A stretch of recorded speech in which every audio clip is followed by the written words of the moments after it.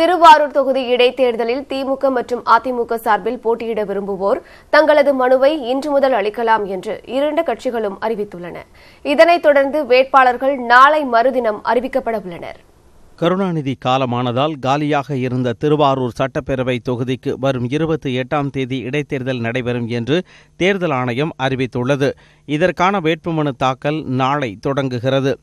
இந்நிலையில் ஆளும் அதிமுக மற்றும் எதிர்க்கட்சியான திமுக ஆகிய கட்சிகளின் சார்பில் போட்டியிட விரும்புவோர் இன்றும் நாளையும் தங்களது விருப்ப மனுவை அளிக்கலாம் என்று இரு கட்சிகளும் அறிவித்துள்ளன. திமுக சார்பில் போட்டியிட விரும்புவோருக்கான விண்ணப்ப விநியோகத்தை அண்ணா அறிவாலயத்தில் திமுக தலைவர் மு.க.ஸ்டாலின் நேற்று தொடங்கி வைத்தார். விருப்ப மனுக்கள் நாளை மாலை வரை பெறப்பட்டு திமுக சார்பில் போட்டியிட விரும்புவோரிடம் நாளை மறுதினம் நேர்காணல் நடைபெற உள்ளது. இதையடுத்து வேட்பாளர் அறிவிக்கப்பட உள்ளார்.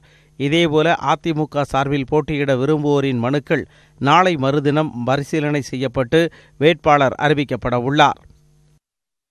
இந்நிலையில் திருவாரூர் இடைத்தேர்தல் தொடர்பாக கட்சியின் மூத்த நிர்வாகிகளுடன் மு.க.ஸ்டாலின் நேற்று ஆலோசனை நடத்தினார்.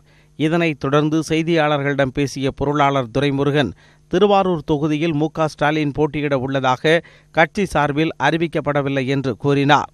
தகவல் தானே தவிர யாரும் நாங்கள் ஒன்றும் சொல்லல உங்களுக்கு. சார் யார் போட்டிடுவா சார்? யாரா அது நான் இப்போ சொல்லுவேன். ஏங்க கட்சியில் ஒரு நிர்வாக குழு செயற்குழு எல்லாம் கிடையாதா? துரைமுருகன் சொல்லி என்னை கட்டிட்டு உங்களுக்கு.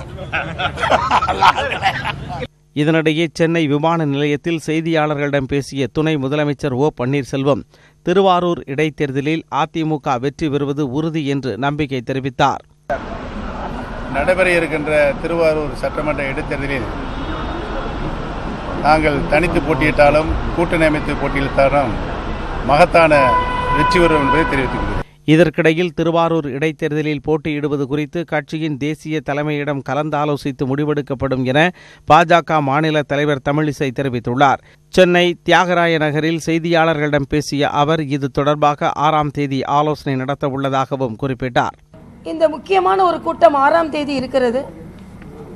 அதற்கு முன்னால் அதை பற்றிய விவரங்களை சேகரிக்க சொல்லி இருக்கிறோம்.